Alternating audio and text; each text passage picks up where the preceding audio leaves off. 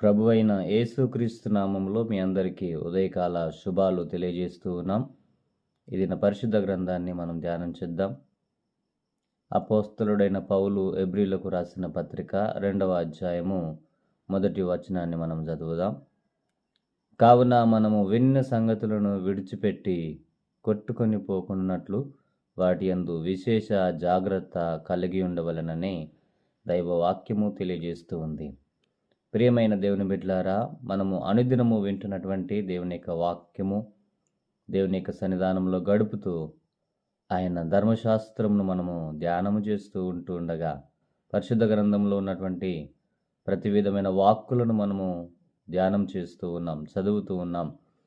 ఇప్పటి వరకు మన జీవితంలో విన్నటువంటి ప్రతి వాక్యమును కూడా మనము మర్చిపోకుండా దానిని గుర్తు చేసుకొని వాక్య ప్రకారం నడుస్తూ ప్రభు సన్నిధానములో ఉండాలని దేవుని యొక్క వాక్యము తెలియజేస్తుంది.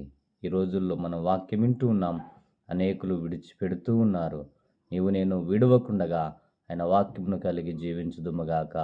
ఈ దినమంతటిని దేవుడు మన అందరి కొరకు దీవించి ఆశీర్వదించునుగాక. Amen, amen, amen.